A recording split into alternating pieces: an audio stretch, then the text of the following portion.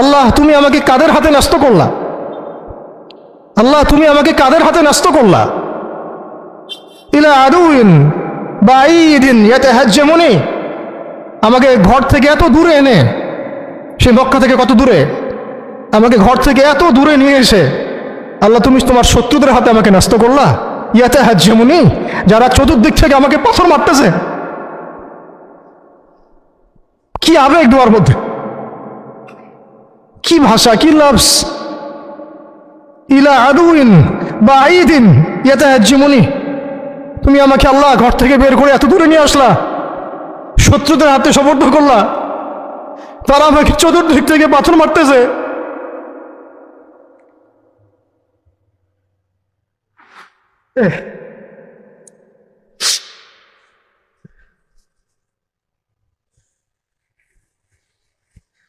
আম্মি লা করিবিন মাল্লাকতাহু আমরি, পরে নবীজি বলছেন আম্মি লা করিব, নাকি আমাকে কাছের মানুষদের হাতে নিয়ে আসছো আল্লাহ, আল্লাহ তুমি কি আমাকে কাছের মানুষদের হাতে উঠাই দিছ। মাল্লাকতাহু আমরি, যারা আমার ভালো মন্দের কাজের মালিক হয়ে গেছে। এইভাবে দোয়া করতে লাগলেন নবী সাল্লাল্লাহু আলাইহি ওয়াসাল্লাম। আল কোরআনে বর্ণিত একমাত্র সাহাবীর নাম হচ্ছে যায়েদ ইবনে হারেসা রাদিয়াল্লাহু আনহু। আমাদের এখানে যে ইয়াং ছেলেরা বসে আছেন সবার জন্য যায়েদ বিন হারেসা রাদিয়াল্লাহু আনহু মহব্বত, ত্যাগ, ভালোবাসা, জীবন উৎসর্গের এবং জীবনের লক্ষ্য খুঁজে পাওয়ার একটা মূর্ত প্রতীক হতে পারে। একটু মনোযোগের সাথে অংশটা শুনেন, এটি শেষ অংশ। একমাত্র সাহাবী আল কোরআনে বর্ণিত যার নাম আল কোরআনে এসেছে তিনি হচ্ছেন যায়েদ বিন হারেসা রাদিয়াল্লাহু আনহু। তার বাবার নাম হারেসা। ঘটনা এমন ছিল যে ছোটবেলায় তার মা তাকে নিয়ে এক জায়গায় যাচ্ছিলেন। তো আগে তো ওই যে ডাকাতি হতো, জলদস্যুর আক্রমণ করতো না, এরকম তাঁবুর মধ্যে আক্রমণ হয়েছে এবং তার মায়ের কাছ থেকে সন্তানকে কেড়ে নিয়ে চলে গেছে। মায়ের জন্য কত কষ্টকর এটা। সন্তানের মহব্বত, এটা তো বাবা মারাই বুঝবে সন্তানের প্রতি মহব্বত কাকে বলে, সন্তানকে ছেড়ে থাকার কষ্ট, এটা যারা বাবা মা হয়েছেন তারাই তো বুঝবে। তো এদিকে বাবা মা পাগল প্রায়, সন্তানকে খুঁজে পাওয়া যাচ্ছে না, আর দস্যুরা তাকে নিয়ে ওকাস বাজারে বিক্রি করে দিয়েছে। বাজারে ওকাস, এটা ছিল মক্কায় একটা বাজার, ওখানে মেলা হতো, ওকাস ওখানে বিক্রি করে দিয়েছে। তো ঘটনাক্রমে তখন তার বয়স মাত্র কত হবে, 8 থেকে 10 বছর। ঘটনাক্রমে তাকে খরিদ করেছেন খাদিজা রাদিয়াল্লাহু আনহা। খাদিজা রাদিয়াল্লাহু আনহার আত্মীয়, খাদিজা রাদিয়াল্লাহু আনহার আত্মীয়। তখন কিন্তু নবী সাল্লাল্লাহু আলাইহি ওয়াসাল্লাম নবুয়ত পান নাই, মানে ওহী আসেনি এখনো, বিয়েও হয়নি এখনো। খাদিজা রাদিয়াল্লাহু আনহার সাথে এখনো বিয়ে হয় নাই। তো তার আত্মীয় তাকে কিনে নিয়ে আসছেন, এনে খাদিজা রাদিয়াল্লাহু আনহার খেদমতে দিয়ে দিয়েছে। খাদিজা রাদিয়াল্লাহু আনহার সাথে যখন নবী সাল্লাল্লাহু আলাইহি ওয়াসাল্লাম বিয়ে হলো তখন তো তার বয়স 40, আর আমাদের নবী সাল্লাল্লাহু আলাইহি ওয়াসাল্লামের বয়স 25। এটা বাংলাদেশে হইলে বাংলাদেশের মানুষ মেনে নিত না, তালাক করাই ছাড়তো অনলাইনের মাধ্যমে। কথা বুঝতে পারছেন? যদিও দুজন সুখী, যদিও ধরেন দুজন সুখী একে অপরকে পেয়ে, এখন যদি আমাদের এখানে কোনো ভাই 40 বছর বয়সের কোনো মেয়েকে বিয়ে করে যার নিজের বয়স হচ্ছে 20 বা 25, সমাজই ওকে তালাক দেওয়া ছাড়বে, যদিও সে ওই মেয়ের সাথে সুখী। হ্যাঁ, বিয়ে কেন্দ্রিক যত জাহালাত এগুলোই দূর হয় না এই সমাজ থেকে এখনো। রাসূল সাল্লাল্লাহু আলাইহি ওয়াসাল্লামের সাথে বিয়ে হলো, বিয়ে হওয়ার পরে এমন হয় না যে আপনি কাউকে বিয়ে করেছেন এবং আপনার তাকে খুব পছন্দ হয়েছে, দুজন দুজনকে বেশ সন্তুষ্ট আর কি, তেমন আপনি চান না তাকে কিছু হাদিয়া দিতে, হাদিয়া তোফা দিতে মন চাবে না? হাদিয়া দিয়ে কি আবার কেউ ফেরত নেয়? তো হাদিয়া তোফা দিতে তো মন চাবে। খাদিজা রাদিয়াল্লাহু আনহা হাদিয়া দিচ্ছেন নবী সাল্লাল্লাহু আলাইহি ওয়াসাল্লামকে যে হে মুহাম্মদ, আমার খুব প্রিয় একজন দাস আছে, আমার খুব প্রিয় একজন দাস আছে, এবং তার চেহারা দেখে আমি বুঝতে পারি যে সে খুব বুদ্ধিমান এবং সে খুব সৎ। চেহারা দেখলে বোঝা যায় না মানুষের? চেহারা কিন্তু কথা বলে, চেহারাও কথা বলে, তবে দেখার চোখ থাকতে হবে, দেখার মতো চোখ থাকতে হবে। গুনাহের চোখ দিয়ে তো কারো চেহারা পড়ার সুযোগই নাই। যেমন আনাস রাদিয়াল্লাহু আনহু, তার জন্য নবী সাল্লাল্লাহু আলাইহি ওয়াসাল্লাম দোয়া করে দিয়েছিলেন না? তার মা দেখেই চিনে ফেলছেন যে হ্যাঁ উনি শেষ নবী, এই চেহারা কোনো মিথ্যাবাদীর চেহারা না। এরকম করে কথা বলা হচ্ছে, ইয়া রাসূলুল্লাহ আমার ছেলের জন্য দোয়া করে দেন। আব্দুল্লাহ বিন সালাম রাদিয়াল্লাহু আনহু ইহুদি ছিলেন, যখন নবীজি মদিনায় গিয়েছেন তার চেহারা দেখেই তিনি বুঝে ফেলছেন যে তিনি শেষ নবী, এই চেহারা কোনো মিথ্যাবাদীর চেহারা হতে পারে না। ওই চোখ থাকতে হবে এবং ওই কলব থাকতে হবে পড়ার জন্য। তো খাদিজা রাদিয়াল্লাহু আনহা হাদিয়া দিয়েছেন যে আমার খুব প্রিয় একজন দাস আছে যায়েদ। তো নবী সাল্লাল্লাহু আলাইহি ওয়াসাল্লাম এটাকে গ্রহণ করেছেন, হাদিয়া গ্রহণ করে তিনি দেখেন যায়েদ বিন হারিসা রাদিয়াল্লাহু আনহুর তাকদীরটা কেমন হলো। স্থলদস্যুদের হাত থেকে ওকাস বাজার থেকে চলে আসলো কোথায়? খাদিজা রাদিয়াল্লাহু আনহার বাসা, সেখান থেকে নবী সাল্লাল্লাহু আলাইহি ওয়াসাল্লামের সহবতে। চিন্তা করা যায়? এই তাকদীর তো ইউসুফ আলাইহিস সালামের চেয়েও কম সৌভাগ্যের না। ইউসুফ আলাইহিস সালামের কি হয়েছে? ভাইয়ের ষড়যন্ত্র, সেখান থেকে কূপ থেকে রাজপ্রাসাদ, সেখান থেকে জেল থেকে আবার রাজপ্রাসাদ, তারপরে তো পুরো মিশরের বড় একটা অংশের রাজনৈতিক দায়িত্ব, এবং সেখান থেকেই বনু ইসরাইল পরে আবার মিশরে আসলো। প্রায় অন্য একদিন আলোচনা করবো ইনশাআল্লাহ। এখানে যায়েদ ইবনে হারিসা রাদিয়াল্লাহু আনহার তাকদীর কেমন? অনন্য সাধারণ, এত চমৎকার যে এটা তো ঈর্ষণীয়। আলী রাদিয়াল্লাহু আনহু ছাড়া এমন তাকদীর তো মনে আর কেউ পান নাই, যে নবী সাল্লাল্লাহু আলাইহি ওয়াসাল্লামের ঘরের মধ্যে তিনি সবসময় তার সাথে তার খেদমত করছেন। শুধু তাই না, নবী সাল্লাল্লাহু আলাইহি ওয়াসাল্লাম তাকে নিজের পুত্র বানিয়ে নিলেন। যায়েদ আমার পুত্র, যায়েদ আমার ছেলে। দাস রাখলেন না। যখন তিনি যায়েদ বিন হারিসা রাদিয়াল্লাহু আনহুকে পেলেন, সবার সামনে এলান করে দিলেন যে সে আমার দাস না, ও আমার ছেলে, যায়েদ আমার ছেলে। নবী সাল্লাল্লাহু আলাইহি ওয়াসাল্লাম বলছেন যায়েদ আমার ছেলে, বলছেন যে আমি তাকে ভালোবাসি, ও আমাকে ভালোবাসে। অথবা এক জায়গায় এভাবে আসছে যে আমি তার উত্তরাধিকারী, সে আমার উত্তরাধিকারী।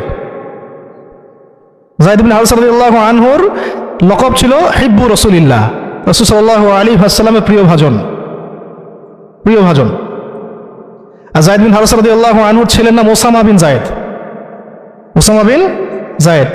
যায়েদ বিন হারিসা রাদিয়াল্লাহু আনহুকে একবার তিনি একটা সেনাবাহিনীর কাফেলার দায়িত্ব দিয়েছিলেন। কিছু সাহাবী একটু আপত্তি করেছিলেন, বয়স কম, আরো যোগ্য সাহাবী আছে।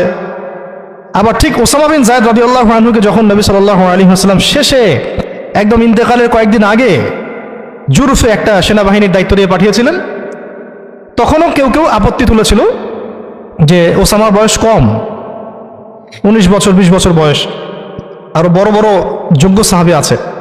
তখন নবী সাল্লাল্লাহু আলাইহি ওয়াসাল্লাম বলেছিলেন যে ইতিপূর্বে তোমরা যায়েদের ব্যাপারেও আপত্তি তুলেছিলে, আর আজকে তোমরা ওসামার ব্যাপারেও আপত্তি তুলছো।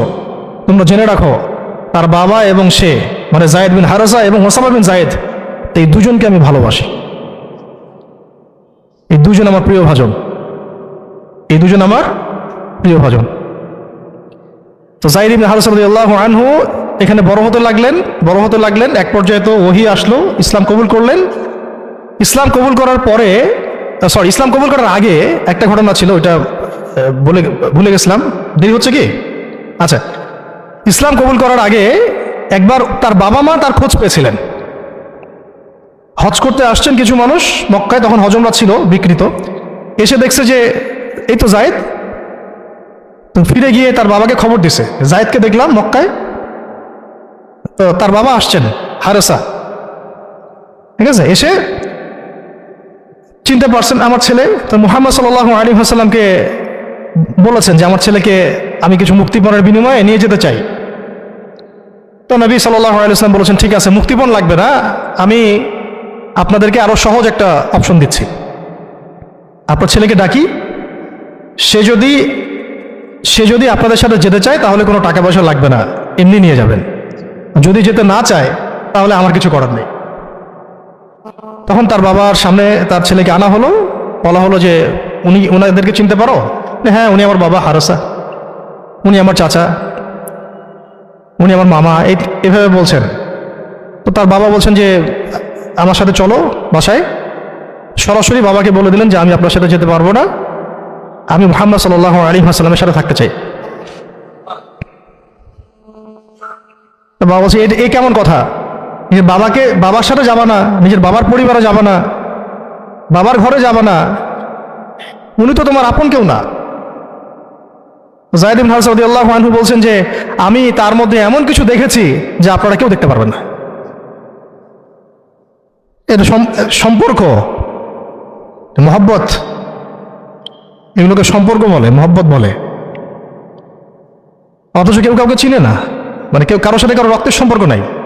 আর নবী সাল্লাল্লাহু আলাইহি ওয়াসাল্লাম তাকে বললেন তখন যে যায়েদকে আমি মুক্ত করে দিয়েছি, যায়েদ আমার দাস না, যায়েদ আমার ছেলে, যায়েদ আমার ছেলে, আমি তার উত্তরাধিকারী, সে আমার উত্তরাধিকারী, আমি তাকে ভালোবাসি। তার উপাধি হয়ে গেল হিব্বু রসুলিল্লাহ, রসুলের প্রিয় ভাজন। সবাই তাকে এই নামে ডাকা শুরু করলো, রসুলের প্রিয় ভাজন, রাসূল তাকে ভালোবাসে, রাসূল তাকে ভালোবাসে, রাসূল তাকে ভালোবাসে। আর আমি বলছি রাসূল কে? সাল্লাল্লাহু আলাইহি সাল্লাম, যাকে আল্লাহ ভালোবাসেন। রাসূল কে? যাকে আল্লাহ ভালোবাসেন। তো এখন যখন নবুয়ত প্রাপ্ত হলেন, তখন আপনারা তো সবাই জানেন যে প্রথম 13 বছর মক্কায় কাটানো হয়েছে। এই প্রথম 13 বছরে যে কি পরিমাণ নির্যাতন সহ্য করতে হয়েছে, এটা ভাষায় প্রকাশ করার কোনো কিতাব পাওয়া যাবে না। আর এটা লেখার মতো কোনো কলম নাই, কোনো হাত নাই। ওইগুলো নিয়ে আমরা ইনশাল্লাহ পরে কথা বলবো। আজকে শুধু একটা দুইটা জায়গা বলতেছি। একটা সফর ছিল তাইফের সফর। কিসের সফর? এই যে হুট করে শুনলেন তাইফের সফর। তাইফের সফরের আগে 10 বছর আছে। এই 10 বছরে এত নির্মম নির্যাতন সহ্য করতে হয়েছে, যেটা তাইফ পর্যন্ত যেতে রাসূল সাল্লাল্লাহু আলাইহি ওয়াসাল্লামকে বাধ্য করেছে।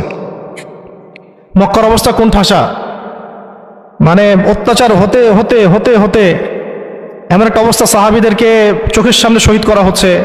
বেলাল রাদিয়াল্লাহু আনহুকে এইভাবে নির্যাতন করা হচ্ছে, সুমাইয়া রাদিয়াল্লাহু আনহাকে মেরে ফেলা হলো, শহীদ করা হলো। গরিব সাহাবীদেরকে নির্যাতনের স্টিম রোলার চালায় দেওয়া হচ্ছে। এক পর্যায়ে বাধ্য হয়ে অনেক সাহাবী আবিসিনিয়াতে চলে গেলেন, ইথিওপিয়ায়। আবার 3 বছর নবী সাল্লাল্লাহু আলাইহি ওয়াসাল্লাম এবং বনু হাশিমকে বয়কট করা হলো, মনে আছে? একদম বয়কট করা হলো 3 বছর। গাছের ছাল পাতা খেয়ে সাহাবীরা থাকা শুরু করলেন। চতুর্দিক থেকে রাস্তা বন্ধ, সামাজিক নির্যাতন, রাজনৈতিক নির্যাতন, গালিগালাজ, আপনজনদের মানে গীবত, তহমত, একেবারে পাথর নিক্ষেপ তো চলতেছেই চতুর্দিক থেকে। আবু লাহাব, আবু জেহেল, আবু সুফিয়ান সবাই উঠে পড়ে লাগছে, পুরো সমাজ বিরুদ্ধে চলে গেছে। এরকম হালত বোঝার জন্যও ওইরকম সিচুয়েশন ফেস করা দরকার। এটা পড়ি আমরা তো এগুলো পড়ি, এগুলো তো আমরা বুঝি না, উপলব্ধি করতে পারি না, কারণ আমরা এই ফেজগুলো দিয়ে যাই নাই। যারা টুকটাক গিয়েছেন তারা কিছু রাজ করতে পারেন। এরকম একটা অবস্থায় যখন চতুর্দিক থেকে রাস্তাটা বন্ধ মনে হচ্ছে, তখন নবী সাল্লাল্লাহু আলাইহি ওয়াসাল্লাম তায়েফে গিয়েছিলেন, তায়েফের 3টা বড় বড় গোত্রকে দাওয়াত দিতে। উদ্দেশ্য হচ্ছে তায়েফবাসী যদি ইসলাম কবুল করত, তাহলে মক্কার এই কুরাইশদের বিরুদ্ধে একটা বড় সাপোর্ট পাওয়া যেত। ঠিক আছে? এটা কিন্তু একটা হিজরত, এটাও কিন্তু একটা হিজরত। এর আগে একটা হিজরত হয়েছে আবিসিনিয়াতে, তায়েফেও। এটাতে ওই সাফল্যটা আসে নাই, তায়েফবাসী ইসলাম কবুল করে নাই। পরবর্তীতে আল্লাহ পাক মদিনাবাসীকে কবুল করেছেন।